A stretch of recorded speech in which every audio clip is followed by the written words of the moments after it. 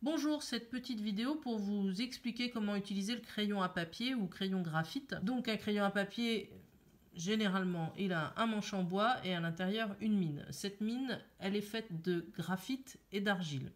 On trouve très facilement des vidéos qui vous montrent la fabrication sur internet. Le crayon à papier, il peut être HB ou H ou B. HB, c'est celui qu'on utilise le plus souvent. H, ça veut dire hard, donc dur, et B, ça veut dire black, noir. En français, on parle plutôt de dur et de tendre. Le HB, c'est le type de crayon qui se trouve entre les deux et qui permet d'être utilisé pour écrire, dessiner, c'est le plus standard. Donc là, j'ai 4 crayons en HB, ici, un critérium, et puis 3 crayons qui sont de marques différentes. Celui-ci est plus gros, généralement fait pour les enfants. Et donc, leurs mines produisent à peu près le même type de gris. Pour les critériums, petite précision, on peut acheter des mines qui soient plus grasses ou plus dures. Donc si je montre ici un petit crayonnet rapide, on va voir très vite que les 4 types de crayons se ressemblent pas mal. Des fois, il y a des petites nuances entre les gris. Là, vous avez vraiment un crayonnet tout simple. Et l'une des choses que l'on peut faire avec le crayon, c'est l'estomper. Estomper, ça veut dire qu'on va l'essuyer. Moi, j'utilise ici une estompe, c'est-à-dire une sorte de petit outil qui ressemble à un crayon, mais qui en fait est une feuille de papier roulée sur elle-même avec les deux extrémités qui sont taillées en pointe comme pour un crayon. Il y a différentes tailles. Là, j'utilise un petit format. Donc, si j'essuie et donc j'estompe avec mon crayon, vous voyez que ça crée des gris qui débordent de chaque côté. Ça peut être très utile quand on a des zones à remplir ou quand on veut réussir à avoir des gris assez subtils. Par exemple, une fois que vous avez essuyé votre crayon, vous avez du gris sur votre estompe. On peut dessiner avec aussi, à condition de ne pas appuyer fort. Là, avec du HB, on ne voit pas grand-chose. Alors, juste avant de commencer avec les crayons gras, le crayon dur, donc le H. Là, c'est un 2H, on voit bien sur le manche. C'est ce que j'ai de plus sec, moi. Mais vous avez des crayons qui vont jusqu'au 8 ou 9H. C'est souvent utilisé pour des dessins extrêmement précis, donc des dessins techniques parfois.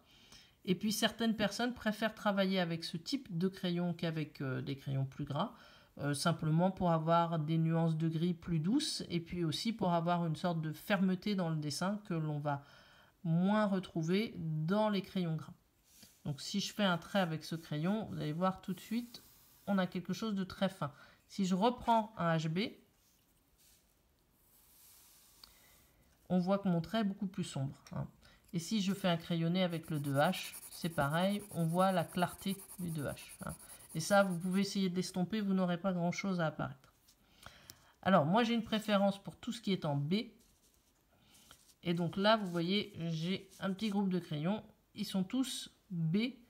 Donc, il y a du 2B, il y a du 5B, il y a du 7B et du 8B. Donc là, on a des crayons qui vont jusqu'à quelque chose de très gras. Le 8B étant quasiment le maximum. Certaines marques font du 9B, mais ce n'est pas la majorité.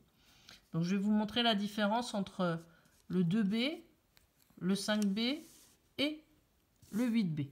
Donc là, c'est 2B. Voilà, j'appuie pas très fort, j'appuie de façon régulière. Le 5B. J'essaye d'appuyer toujours de la même manière pour que vous voyez bien la différence. Après, c'est difficile de se rendre compte quand on ne manipule pas soi-même les crayons. Mais quand on parle de tendreté, on s'en rend compte quand on dessine. C'est-à-dire que c'est très doux le contact du crayon avec la feuille. Voilà. Et là, si je reprends mon estompe, vous allez voir que si j'estompe dessus, on va voir tout de suite qu'est-ce qui est plus gras que l'autre. Donc je tourne mon estompe pour que on ne triche pas avec ce qu'il y a déjà déposé dessus. Voilà. Donc là, vous voyez l'usage des trois. Et j'ai aussi pris des mines graphite. Souvent, on a appelé ça des mines de plomb, mais en fait, c'est juste une appellation, on va dire, erronée, parce que pendant longtemps, on a confondu le graphite et le plomb. Et donc, ce type de crayon était appelé mine de plomb. Mais en fait, ce sont des mines graphiques. Là, j'ai du 4B et du 2B.